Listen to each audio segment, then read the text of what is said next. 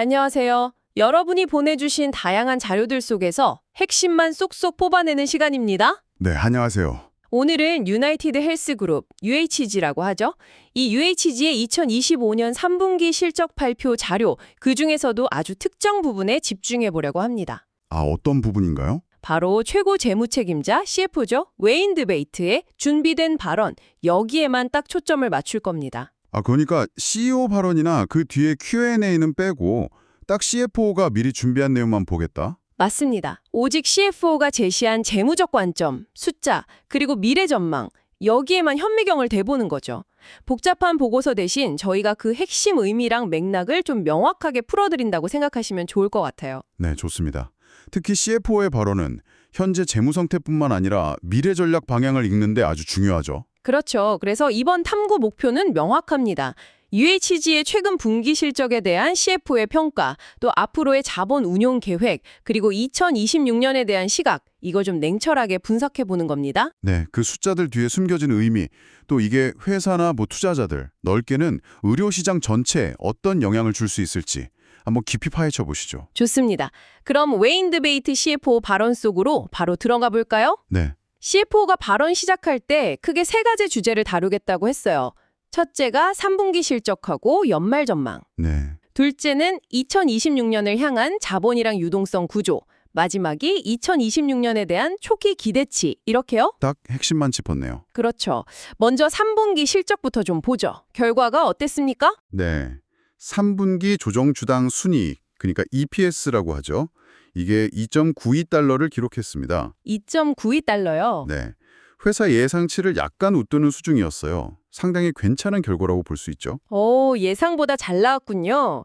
매출은 어땠어요? 매출도 인상적입니다. 1,130억 달러를 넘어서면서 작년 같은 기간보다 무려 12%나 성장했어요. 와, 12% 성장이라 상당한데요?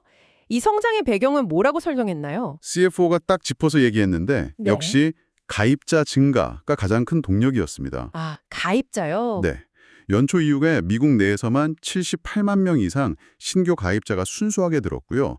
이걸로 총 미국 내 가입자 수가 5천만 명을 넘어섰다고 밝혔습니다. 5천만 명 돌파.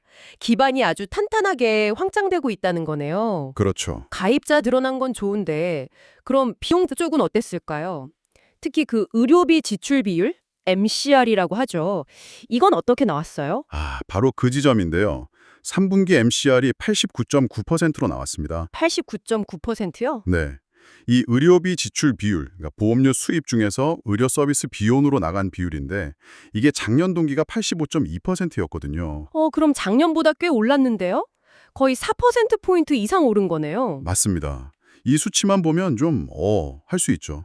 비용 통제에 문제 있나 싶을 수도 있고요. 그렇죠. 약간 걱정스러울 수 있는 신호 아닌가요? 네, 그럴 수 있습니다. 근데 CFO가 여기에 대해서 부연 설명을 했어요.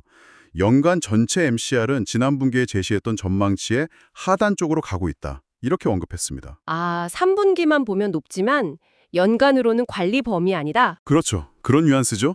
그리고 현재 의료비 지출 트렌드가 역사적으로 좀 높은 수준인 건 맞지만 회사가 2025년 전망이나 2026년 가격 책정할 때 이미 다 고려했던 수준에는 부합한다. 이렇게 강조했어요. 예측 범위 내다. 네. 단기적인 등락보다는 연간 관리 가능성, 예측 가능성, 여기에 좀 더 무게를 두는 모습입니다. 근데 이 높은 MCR 수준이 계속되면 결국 미래의 가격 인상 압력으로 작용할 가능성은 여전히 남아있다고 봐야죠. 그렇겠네요.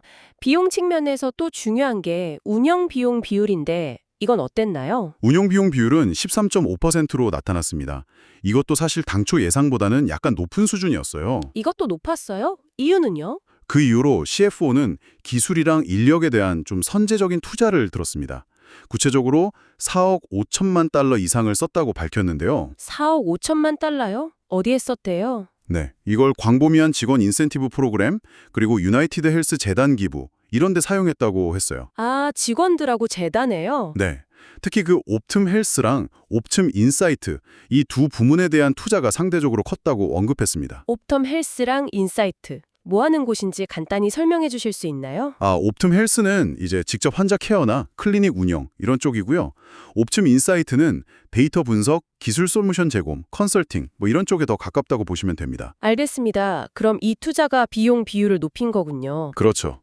단기적으로는 운영 비용 비율을 높이는 요인이 됐지만 CFO는 이걸 장기적인 성장 동력 확보, 또 직원들 사기 진작, 그리고 지역사회와의 관계 구축, 이걸 위한 전략적 투자라고 탁 강조했습니다. 단순히 비용 증가가 아니라 미래를 위한 투자다. 네.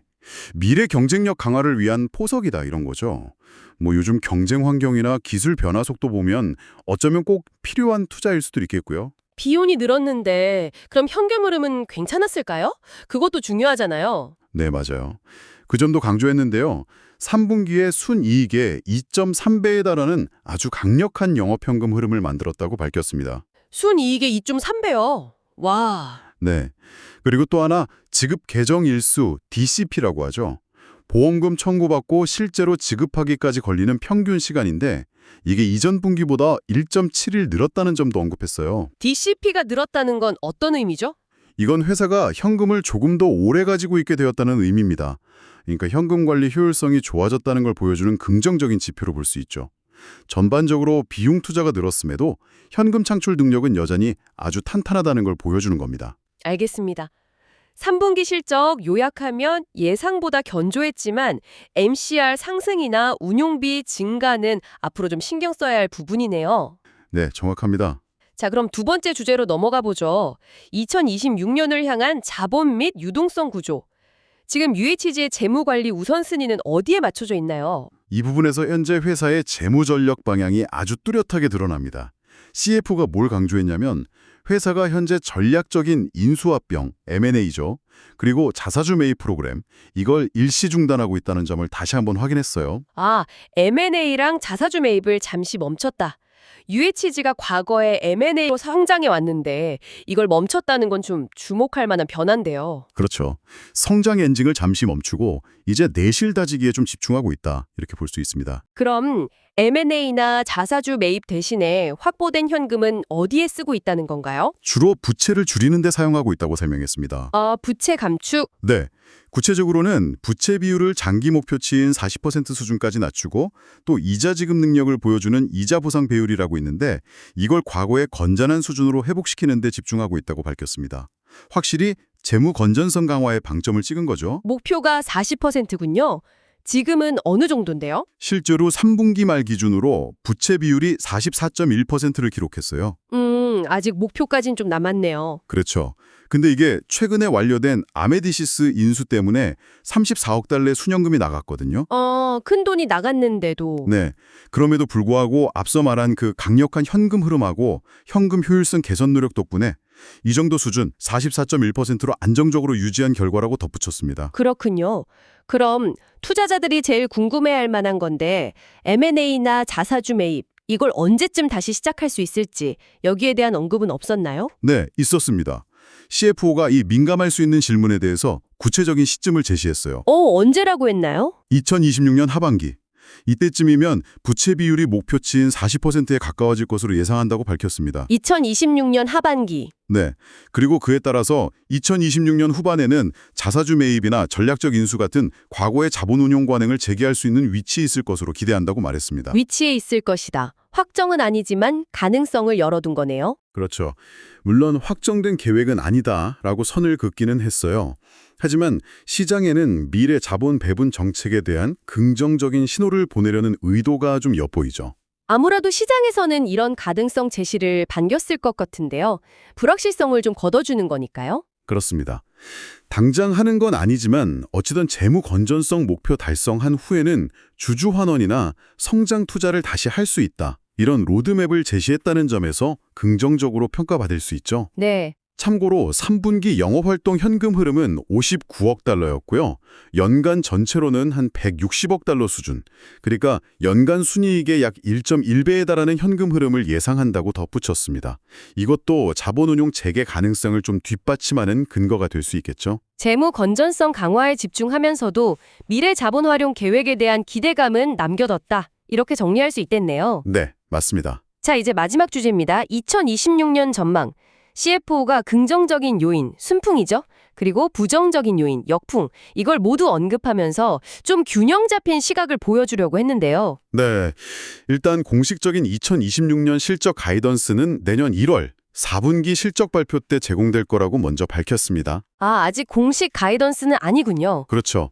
그러면서도 현재 시장 분석가들의 컨센서스, 그러니까 평균적인 전망치가 내년 실적 논의의 출발점이 될 수 있다는 점에는 동의한다고 언급했어요. 시장 기대에서 크게 벗어나진 않을 거라는 뉘앙스네요. 네, 그렇게 해석될 여지가 있죠. 그리고 2026년에는 수익 성장을 다시 가속화하고 특히 2027년 이후에 더 강력한 성장을 위한 발판을 마련하기 위해 투자를 계속할 거라고 강조했습니다. 좋습니다. 그럼 2026년에 유의치지가 맞닥뜨릴 어려움, 역풍 요인들은 구체적으로 어떤 것들이 있었나요? CFO가 몇 가지 중요한 점들을 아주 명확하게 짚었습니다. 첫째는 V28의 마지막 해라는 점이에요. V28이요? 그게 뭐죠? 이게 메디케어 어드밴티지 프로그램의 위험조정 지불금 계산 방식 변경과 관련된 규제 변화로 알려져 있는데요. 이게 2020년에 전체 기업에 걸쳐서 60억 달러 이상의 부담으로 작용할 거라고 언급했습니다. 60억 달러요? 와, 정말 엄청난 규모의 부담인데요. 수익성에 바로 타격을 주겠네요. 네, 상당한 규모의 역풍이죠. 물론 CFO는 이걸 상쇄하기 위한 여러 완화 조치를 취하고 있다고 덧붙이긴 했지만 그 규모 자체가 무시할 수 없습니다. 네. 둘째로는 아까도 잠깐 나왔지만 옵텀 헬스와 옵텀 인사이트 부문에 추가 투자가 필요하다는 점입니다. 일부 투자는 이미 3분기 실적에서도 보셨듯이 좀 앞당겨서 진행되고 있다고 하고요. 이것도 단기적으로는 수익성에 부담을 줄 수 있는 요인이죠. 미래를 위한 투자지만 당장 비용 부담은 있다. 또 다른 역풍은요? 셋째, 기업의 운영 효율성이나 성과를 구조적으로 개선하기 위해서 인공지능 AI 기술 적용 속도를 높이고 있다는 점을 언급했습니다. AI 투자. 네. 이게 장기적으로는 당연히 긍정적이겠지만 초기에는 상당한 투자 비용이 발생할 수 있다는 걸 시사하는 대목이죠. AI 투자는 이제 거스를 수 없는 대세이기도 하고요. 그렇겠죠. 넷째는 세율 정상화입니다. 2025년에 비해서 유효 법인세율이 정상 수준으로 돌아갈 것으로 예상돼서 세금 부담이 늘어날 수 있다는 점을 지적했고요. 마지막으로는 투자 수익 감소 가능성입니다. 현재 금리 하락 추세를 고려할 때 회사가 가진 자산에서 나오는 투자 수익이 계속 줄어들 것으로 예상된다고 밝혔습니다. 정리해보면 규제 부담 크고 미래 산업이랑 기술 투자 비용 계속 들고 세금 부담 늘고 투자 환경도 안 좋아지고 2026년에도 헤쳐나가야 할 과제들이 정말 만만치 않아 보이는데요. 확실히 그렇습니다. 하지만 CFO는 이런 역풍 요인들과 함께 긍정적인 측면, 순풍 요인들도 제시하면서 균형을 맞추려고 했어요. 네, 어려운 점들을 알고 있다는 걸 보여준 만큼 이걸 극복할 동력은 뭐라고 설명했는지 궁금합니다. 순풍으로는 어떤 걸 꼽았나요? 첫 번째 순풍으로는 가격 재조정 효과를 들었습니다. 가격 재조정 효과요? 네, 특히 수익성 압박을 받고 있는 상업보험 시장하고 메디케어 사업부에서 장기 목표 마진율을 회복하기 위한 가격 재조정 노력이 본격화되면서 이게 2020년 수익 성장의 중요한 촉매제가 될 거라고 기대한다고 밝혔습니다. 앞서 말한 MCR 상승에도 불구하고 가격 정책으로 마진을 방어하고 회복하겠다. 그렇죠. 그런 의지를 보여준 거죠. 가격 정책이 시장에서 잘 받아들여지고 효과를 내면 마진 개선에 큰 도움이 될 겁니다. 다른 순풍 요인은 뭐였죠? 두 번째는 옵텀 사업부의 안정화와 성장입니다. 최근 몇 분기 동안 좀 부진했던 옵텀 사업체들이 점차 안정화되고 점진적인 성장세로 돌아설 것으로 예상한다고 했어요. 옵텀이 다시 살아난다. 네. 근데 여기서 좀 흥미로운 점은 이 옵텀에서 나누는 성장의 일부는 다시 옵텀 헬스랑 옵텀 인사이트 부문에 재투자될 거라고 명확히 했다는 점입니다. 옵텀 성과를 바로 이익으로 잡기보다는 다시 미래를 위해 투자한다. 네, 그렇습니다. CFO는 이 재투자가 2026년의 단기적인 성장 속도를 약간 늦출 수는 있지만 결과적으로 2027년 이후의 성장을 더 가속화할 거라고 설명했어요. 단기 이익보다는 중장기적인 성장 기반 다지기에 더 무게를 둔다. 네, 그런 전략으로 해석됩니다. 중장기적인 경쟁 우위 확보, 지속 가능한 성장 기반, 여기에 더 초점을 맞춘 거죠. 옵단 부문의 성장과 재투자 전략, 이게 눈에 띄네요. 재무적인 측면에서의 순풍도 있었죠? 네, 세 번째 순풍은 재무구조 개선과 관련된 겁니다. 아까 말했듯이 부채 비율 관리에 집중하고 있는데 꾸준히 부채를 상환하고 또 향후 금리 하락 환경을 잘 활용해서 이자 비용을 더 줄일 기회를 적극 찾을 거라고 밝혔습니다. 부채 줄고 이자 비용 줄면 수익성에 직접 도움이 되죠. 그렇죠. 마지막으로 공격적인 비용 절감 노력을 강조했습니다. 단순히 가격만 올리는 게 아니라 가격 책정 수준에 맞춰서 전반적인 의료 비용 트렌드 자체를 개선할 수 있는, 그러니까 MCCR 자체를 낮출 수 있는 공격적인 비용 절감 계획들을 추진 중이라고 언급했어요. 가격 인상이랑 비용 절감을 같이 해서 마진을 확보하겠다. 양면 전략이군요. 정확합니다.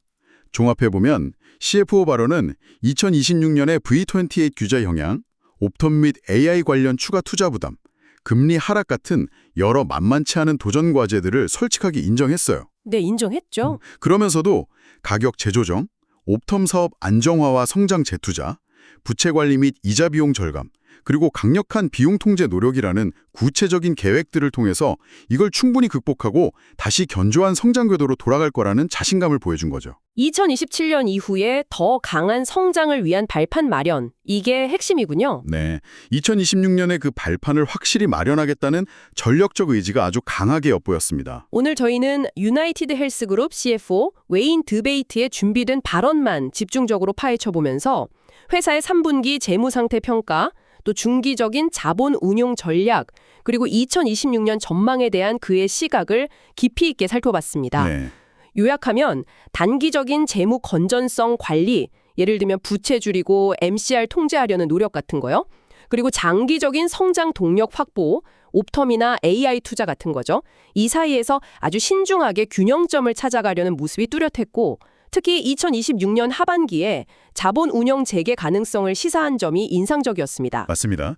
V28이라는 큰 규제 부담, 옵텀과 AI라는 미래 핵심 동력에 대한 계속적인 투자 필요성, 또 금리 하락에 따른 투자 수익 감소라는 여러 역풍 속에서도요. 네. 가격 정책 정상화, 옵텀 사업 안정화와 성장을 본한 재투자 여력 확보, 부채 상환으로 이자 비용 줄이고 내부적인 비용 효율화 노력이라는 순풍을 잘 활용해서 2026년에 다시 견조한 성장세로 돌아오고 2027년 이후에는 성장을 더 가속화하겠다, 이런 명확한 청사진을 제시했죠. CFO가 특히 옵텀 헬스, 옵텀 인사이트, 그리고 AI 기술 투자를 미래 성장의 핵심 축으로 계속 강조한 점이 앞으로 UHG의 변화 방향을 보는데 중요한 포인트가 될 것 같습니다. 네, 분명히 그렇습니다. 자, 오늘 분석을 마무리하면서 여러분께 생각해 볼 만한 질문 하나를 던져볼까 합니다. CFO가 재무 건전성 목표 달성이 좀 보이면 2026년 하반기에는 자사주 매입이나 M&A 같은 자본 운용 활동을 다시 할 수도 있다. 이런 가능성을 열어뒀는데요. 여기서 질문은 이겁니다.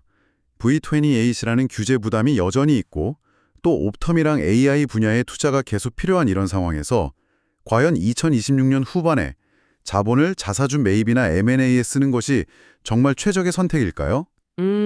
어려운 질문인데요. 아니면 그 돈으로 부채를 더 공격적으로 줄이거나 아니면 AI 기술 개발이나 옵텀 사업 강화 같은 핵심 분야의 내부 역량 강화에 더 집중적으로 투자하는 편이 UHG의 장기적인 기업 가치와 주주 가치를 높이는 데 더 유리한 결정일까요? 그 균형점을 어떻게 찾아갈지. 네, 이 어려운 균형점을 회사가 앞으로 어떻게 찾아 나갈지 그 선택과 결과를 지켜보는 것이 아주 흥미로운 관전 포인트가 될 것 같습니다. 오늘 UHG CFO의 발언 분석이 여러분의 이해를 넓히고 새로운 관점을 얻는데 조금이나마 도움이 되었기를 바랍니다. 네, 유익한 시간이었습니다. 다음에 또 흥미로운 자료 분석으로 찾아뵙겠습니다.